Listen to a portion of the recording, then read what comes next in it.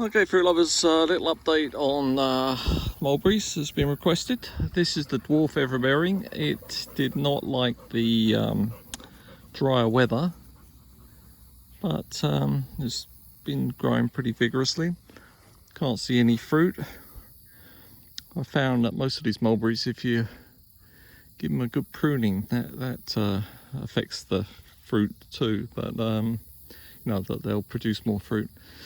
And these mulberries do have the old weevils attacking them. Okay, I'll show you another plant in a minute. Bearing, and it was recently, about a month or so back, was transferred over here, and it went into like almost total shock. But as you can see, it's coming back with lots of leaves, and like I was saying about the pruning, it's putting out fruit. There's a little frog down there founding a house, little home on the mulberry, and over there, look, little lizard running down. So these not quite right. These might be able to just, yeah, see, they've got to get a bit darker. But you'll either get attacked by ants like them, and birds of course like them. It's okay, not quite right, and very small. Okay, so that's another dwarf everbearing. You can see the very small size of the fruit. The one that has very large fruit. It's not a Pakistan mulberry, but it is, I think it's a just a red one. And again, these, you can see the weevils attacking. I'm going to stop the video to, there's a male on the back of a female. Take them off, break their heads off, and they'll be dead. Alright, so this one, very vigorous growing. They're all pretty vigorous, but this one, lovely big leaves, very attractive looking. This is another probably red mulberry, and I thought at one stage it maybe had two plants growing out of the same, like there's lots of different roots coming out down the bottom there. I don't know whether I can bend down, the back's pretty bad. Anyway, this one has been growing very vigorously again. I'll try and stand up. And but I don't know if I've had any fruit on this. Once again, those weevils. Put my hand underneath, it'll fall off into my hand, and then I'll crush these up. This one is the Tice mulberry. It's supposed to be very, very tasty. Again, I don't think I've had any fruit off this one yet.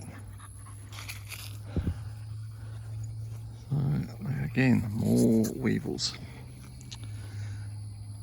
It's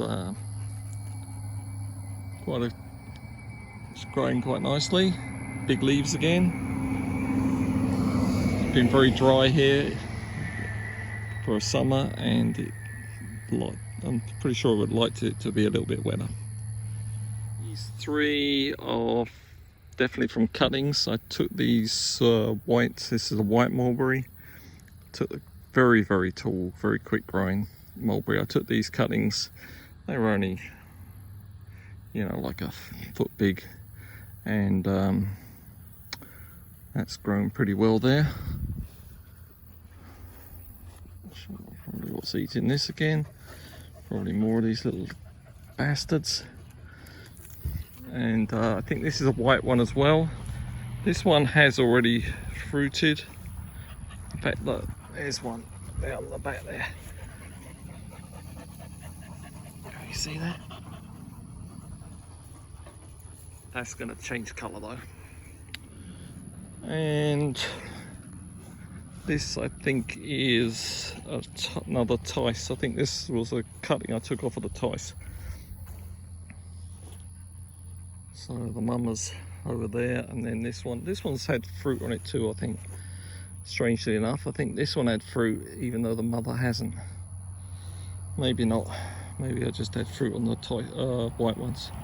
So that's about it. You can see